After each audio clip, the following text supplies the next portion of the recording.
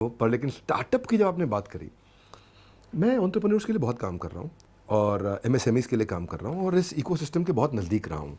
आज करोड़ों लोग हमारे प्रोग्राम्स अटेंड कर रहे हैं, इवेंट्स फॉलो कर रहे हैं। मैं मोहनदास पाई, वो भी हमारे प्रोफेसर हैं, आते हैं, सिखाते हैं साथ में। ये कहते हैं कि स्टार्टअप इकोसिस्टम में आज हमारे देश का सक्सेस रेट 10% से कम है। लेकिन मैं अगर यूके देख रहा हूँ 30% है। हालांकि एक कंट्रोल पॉपुलेशन है, वहाँ ज़्यादा अच्छे से रेगुलेट किया जा सकता है। मैं समझता हूँ भारत में समस्या पॉपुलेशन की है, बड़ा इन बहुत कुछ काम करने की ज़रूरत है। पर ऑस्ट्रेलिया में भी 25% है, जर्मनी में भी 25% है और यूएस में भी 20% से ज़्यादा इस समय स्टार्टअप सक्सेसफुल हो जाते हैं। इसराइल का नंबर और ज़्यादा है और भारत अभी 10% पे पहुँचने में स्ट्रगल कर रहा है।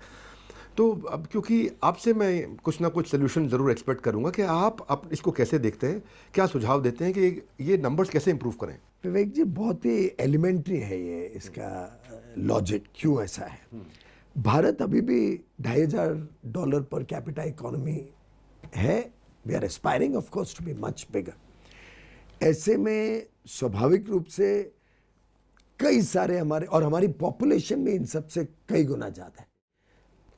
तो इससे ज़्यादा हमारे जो युवा युवती आज हैं वो स्टार्टअप की दुनिया में नए नए आइडियाज़ देके जुड़ रहे हैं और कई ऐसे स्टार्टअप्स हैं जिनको शुरुआत के दिनों में सफिशिएंट फंडिंग ना मिलने के कारण वो आगे नहीं बढ़ पाते। कई ऐसे स्टार्टअप्स हैं जहां शायद पूरी तरीके से समझ ना होने के कारण भी वो जो आइडिया है उसको पूरा मैच्योर नहीं कर पाते। उसी के लिए सरकार ने, माननीय प्रधानमंत्री ने 2016 में स्टार्टअप इंडिया मिशन शुरू किया।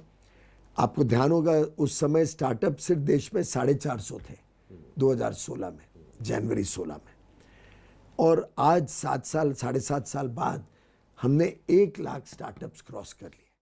तो जब इतना रैपिड पेस ऑफ ग्रोथ होता है तो स्वाभाविक रूप से कई ऐसे स्टार्टअप आइडियाज़ हैं जो इमीडिएटली फैंसी नहीं पकड़ते हैं, सक्सेसफुल नहीं होते हैं।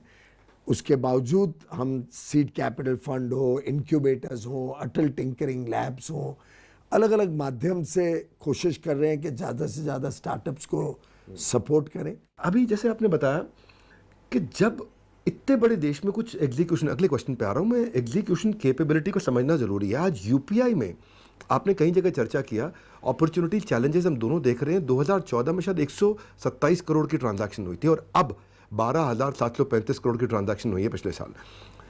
100 गुना ग्रोथ लिया है। इस डेकेड को हम कह सकते हैं टेकेड। तो लेकिन आज भी 55% फ्रॉड अगर हो रहे हैं तो वो यूपीआई के हैं। 250 से ज़्यादा फ्रॉड्स पर डे आज भी हो रहे हैं। यूपीआई का ईज ऑफ डूइंग बिजनेस के लिए आप उसको ग्लोबली आपने प्रमोट भी किया, आपने उस पर बात भी किया। यूपीआई आज आम आदमी की ज़िंदगी का हिस्सा बन गया। सब्जी वाला हो, मोची हो, कोई भी हो, सब फट से वहीं से पेमेंट ले रहे हैं। अब इसमें अगर फ्रॉड हुआ तो ये इतने बड़े स्केल पे मैनेज करना मुश्किल होगा। मैं देख रहा हूँ इस पे बहुत काम हो रहा है, बहुत काम हो रहा है, पर इतनी डेप्थ में एग्जीक्यूशन पे अगर कुछ चल रहा है जिसको हमें भी जान के अच्छा लगेगा, तो अगर आप इस पे कुछ शेयर करना चाहें कि इसको कैसे कंट्रोल किया जा रहा है, किया जा सकता है। विवेक जी, ये आंकड़ा वैसे रुपीज इन करोड़ नहीं है, ये नंबर ऑफ ट्रांजैक्शन। हाँ, नंबर ऑफ ट्रांजैक्शन है। पिछले वर्ष 9,000 करोड़ ट्रांजैक्शंस हुई थी। इस वर्ष का अनुमान है कि वो 12,000 करोड़ ट्रांजैक्शन होंगे।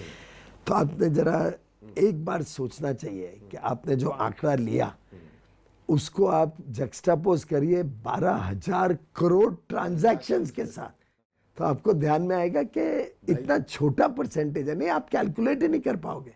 0.00 कहीं जाके परसेंटेज निकलेगी। तो वास्तव में ये तो सफलता का आपने प्रमाण पत्र दे दिया है। यूपीआई की शार्प है आप, बहुत शार्प है। सवाल वो नहीं है, आपको डेटा मैनेज समझाना आता है जी। नहीं, परंतु 55 भी होना हमारे लिए चिंता की बात है। और उसमें एक संभवतः पता करेंगे तो किधर भी डेटा लीक नहीं हुआ है, किधर भी डेटा मिसयूज की एक भी रिपोर्ट नहीं होगी उस फ्रॉड में। फिशिंग हो जाती है। ये अधिकांश क्या होता है कि लोग ना जाने में, अनजाने में, कई बार गलती से, कई बार इनोसेंटली और कई बार एंटाइस होके वो जो करते हैं कि पहले आपको 2,000 रुपये भेज दिए, अगली बार 4,000 भेज दिए और फिर तीसरी बार तक आपका कॉन्फिडेंस गेन करके आप डिटेल शेयर कर देते हो अकाउंट के और फिर वो उस अकाउंट को ही खाली करके ले जाते।